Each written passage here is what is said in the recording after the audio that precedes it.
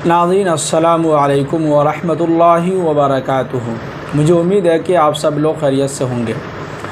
नाज़रीन, जैसा कि आपको मालूम ही है कि हम जो है आपके सामने दारुल उलूम नदवतुल उलमा के ताल्लुक़ से जो साथी सवालात करते हैं उन्हीं सवालात के साथ और उन साथियों के सवालात के साथ और जवाब के लिए हम हाज़िर होते हैं।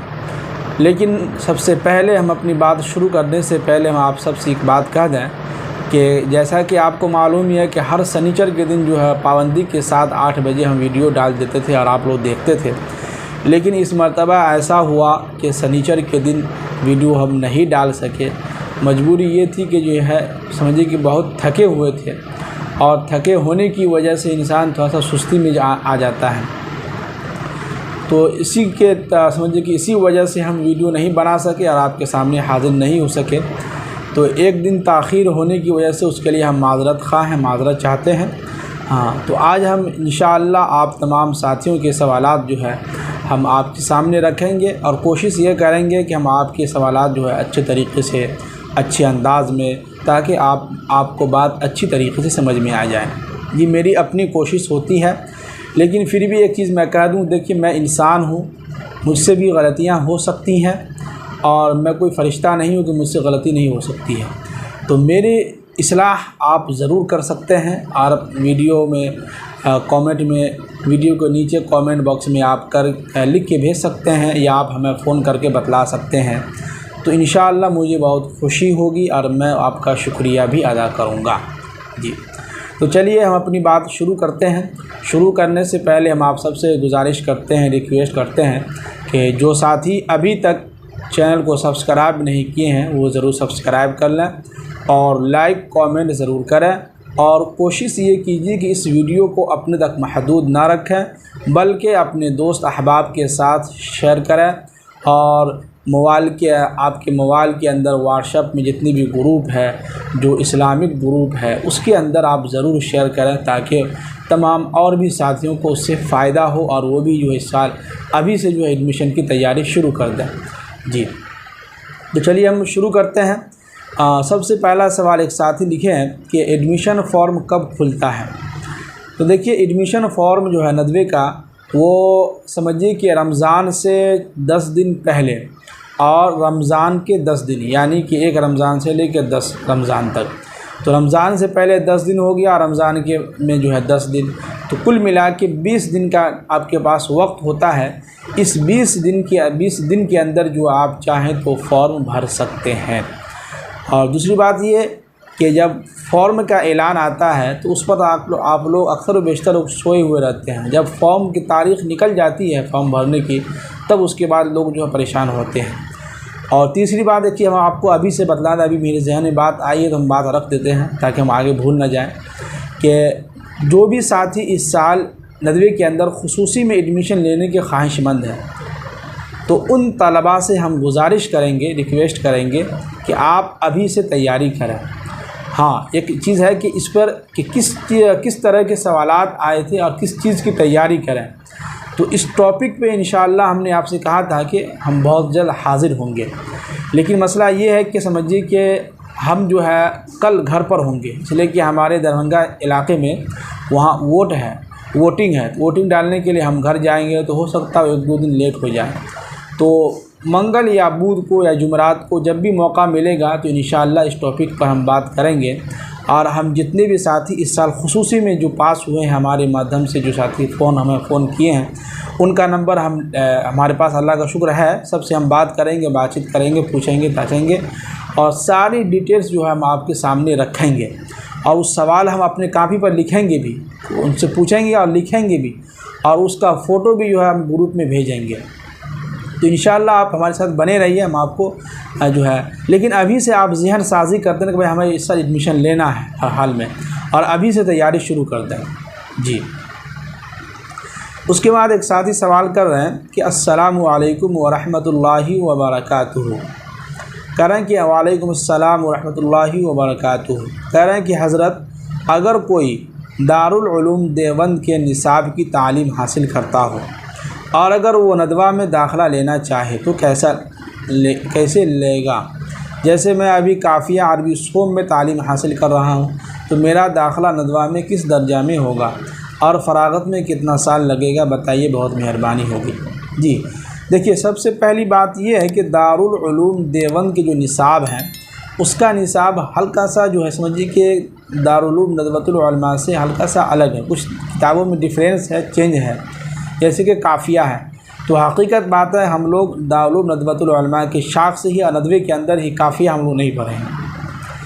काफ़िया की किताब हम लोगों के अंदर जो है शायद नहीं गुजरी है, जहाँ तक हमें मालूम है।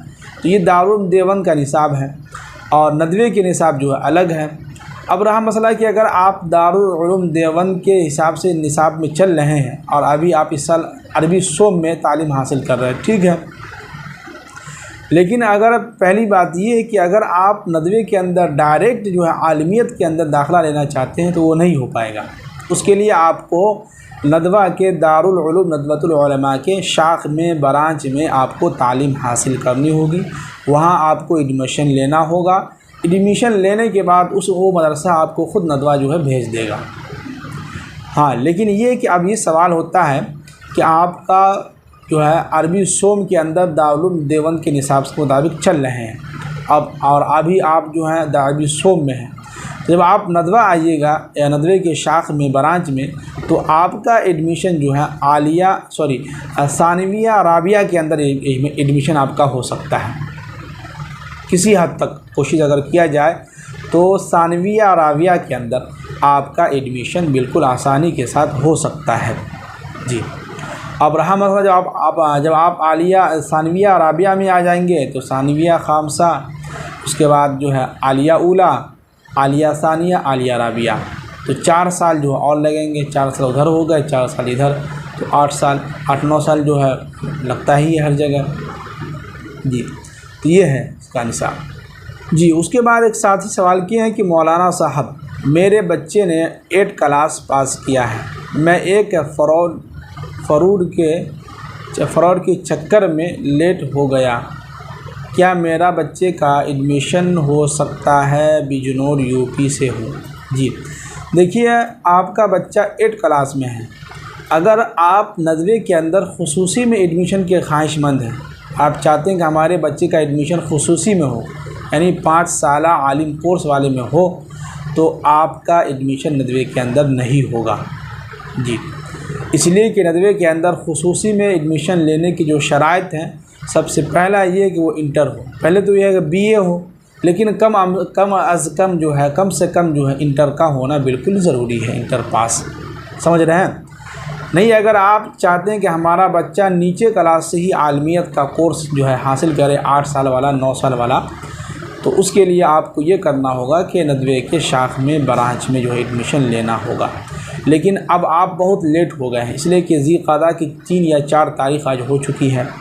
तो अब जो है अक्सर व बेशतर मदारिस में, तमाम मदारिस में एडमिशन जो है बंद हो चुके हैं, और ज़्यादातर मदारिस में जो है समझिए कि किताबें जो है समझिए कि चौथाई हिस्सा का एक हिस्सा जो है समझिए हो चुका है। जैसे कि मैं ख़ुद जो है ये नाचीज़ जो आपके सामने जो बैठा हुआ है, मैं ख़ुद जो है समझिए कि मैं मदरसा आसिया तहफ़ीज़ुल कुरान लिल बनात जहाँ मैं रहता हूँ, उसी मदरसे में मैं बच्चों को दर्स देता हूँ। तो हमारा समझिए कि तफसीर भी समझिए कि 2-3 सफ़ा निकल चुका है। जो तफसीर में सूरह यासीन चल रहा है अरबी सोम के अंदर, तो वो समझिए कि जो है चल रहा है, समझिए कि 2-3 सफ़ा हो चुका है। फिर उसके बाद अरबी दोम के अंदर जो तफसीर है वो भी जो है समझिए कि जो है 2-3 सफ़ा जो है समझिए कि हो चुका है। फिर उसके बाद क़सस भी मेरे ज़िम्मे में है, और अल-क़िराअतुर राशिदा भी है, मिनहाजुल अरबिया भी है, और अंग्रेज़ी किताब भी जो है मैं बच्चों को उसका मैं पढ़ाता हूँ। तो अक्सर व बेशतर जो किताबें हमारे जो मेरे हिस्से में हैं, और अक्सर जो जितने भी टीचर हैं सब के तमाम समझिए क्लासों के अंदर जो है समझिए कि 3-4 सफ़ा 5 सफ़ा जो है सबक आगे निकल चुका है। अब जो बच्चे आएंगे तो फिर उनको पीछे से ले जाना होगा, पीछे से उनको ये करना होगा, तो बहुत मुश्किल हो जाता है। इसलिए मेरे मदरसे में भी समझिए कि बच्चियों का जो है एडमिशन बंद हो चुका है, और तमाम बच्चियों का जो माशाअल्लाह बहुत अच्छे निज़ाम चल रहा है। उसके लिए दुआ करें कि अल्लाह ताला उस मदरसे को तरक्की अता फ़रमाए। और कभी मौका मिला तो इंशाअल्लाह मैं अपने मदरसे यानी कि मदरसा आसिया तहफ़ीज़ुल कुरान लिल बनात का जो है आपको विज़िट कराऊँगा। लेकिन फ़िलहाल जो है समझिए कि कल परसों जो हम आपके सामने एक वीडियो डालेंगे। अभी हमारे मदरसे में इफ्तिताही और इनामी प्रोग्राम होना है, तो उस प्रोग्राम का वीडियो हम डालेंगे, आपके सामने रखेंगे, तो आप ज़रूर देखिएगा। और उसमें बच्चियों सबको हमने इनामात भी दिए हैं, और जो बच्चियाँ जो है नात वगैरह हम्द वगैरह, फिर हमने बच्चियों के सामने कुछ नसीहत कलिमात जो है, कुछ अच्छी बातें, मदरसे के अंदर रहने के तरीक़े, ये सारी चीज़ें हमने उनके सामने रखी हैं। तो आप ज़रूर वीडियो देखिएगा और आपको समझ में आएगा कि वाकई में मदरसे के अंदर बच्चियां हैं जो तालीम हासिल कर रही हैं, जो माशाअल्लाह जो है हो रहा है सब। तो अभी जो अगर आप एडमिशन करवाते हैं तो अक्सर व बेशतर मदारिस में जो है समझिए कि जो है एडमिशन जो है दाखिला जो है सब बंद हो चुका होगा। इसलिए अब मेरी एक गुजारिश है, लेकिन फिर भी एक चीज़ है कि याद रखिएगा कि आप मदरसा जाएंगे और उनके सामने मजबूरी रखेंगे तो हो सकता हो कहीं आपका एडमिशन हो जाए। अगर नहीं लेगा तो कोई बात नहीं है, फिर आप उसको जो किसी और काम में लगा दें, आप उसको 9th क्लास में जो है जो उसका एडमिशन करा दें। उसके बाद एक साथी सवाल लिखे हैं मुबश्शिर अहमद साहब, बाकी लोगों ने लिखा है माशाअल्लाह अल्हम्दुलिल्लाह, बहुत बहुत शुक्रिया आप लोगों का। मुबश्शिर अहमद साहब लिखे हैं कि अल्लाह आपको कबूल फ़रमाए, आमीन। अल्लाह ने आपको बहुत नर्म दिल बनाया है, माशाअल्लाह, बहुत बहुत शुक्रिया यार। आप नरम तबीयत हैं, अल्लाह आपको खूब इल्म में बरकत अता फ़रमाए। अल्लाह आपको हज बैतुल्लाह नसीब फ़रमाए, आमीन आमीन। बहुत मैं ख्वाहिशमंद हूँ भाई, बहुत बहुत शुक्रिया मुबश्शिर अहमद साहब, जज़ाकल्लाह खैर। हम चाह कर भी आपके एहसान का बदला दुनिया में नहीं चुका सकते। आपके इस काम के बदले तो अल्लाह ही आखिरत में देंगे, और इंशाअल्लाह हम सब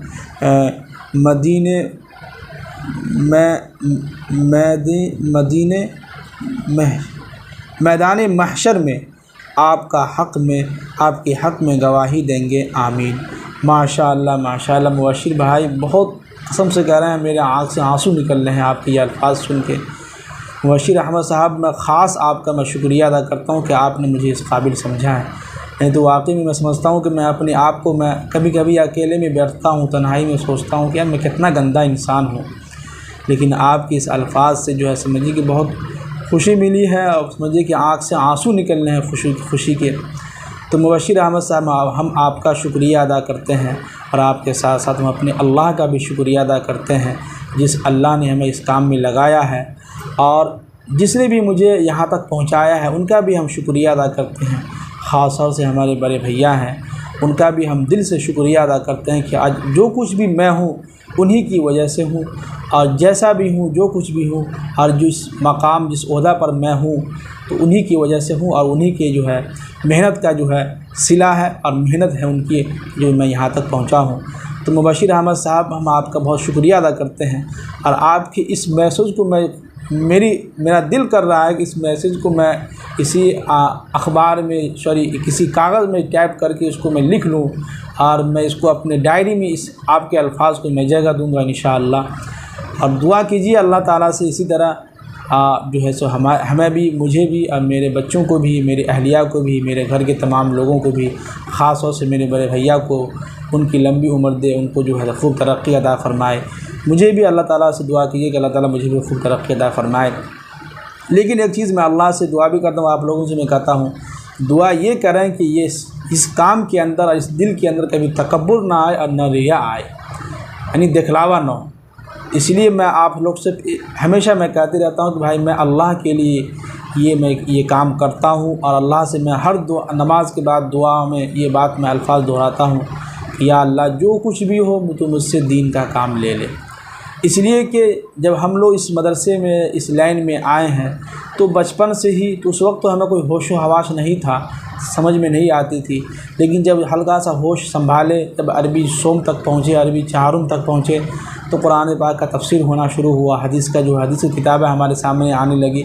तो उसके बाद से हम लोगों को समझ में आ रहा, हम लोगों के जहन में यही बातें आती थी, लोग भी यही ताना देते थे, मौलवी बन रहे हो, कुछ नहीं, बस घर से मस्जिद, मस्जिद से घर, मदरसा से घर, घर से मदरसा, मदरसे से मस्जिद, मस्जिद से मदरसा, बस इतना ही ट्रैवलिंग होगा, इतना ही तुम घूम सकते हो, कुछ नहीं हो सकता है। तो लेकिन उस वक्त से सुनते आए हैं, जब नदवा पहुँचे हैं तो नदवे में जो है बहुत सारी अहादीस की किताबों का हमारे सामने से गुज़र हुआ। तो हमने नदवे के अंदर 1 साल आलिया राबिया में जब हम आए तो हमने अपने आप को मान लिया, एक्सेप्ट किया और अल्लाह से हमने पूरे साल यही दुआ की, या अल्लाह तू मुझे दीन के काम के लिए कबूल फरमा। और अभी तक मैं यही दुआ करते रहता हूँ। आगे मुझे कुछ समझ में नहीं आता कि मेरे साथ क्या होने वाला है, ना मुझे फ़िक्र है इसकी।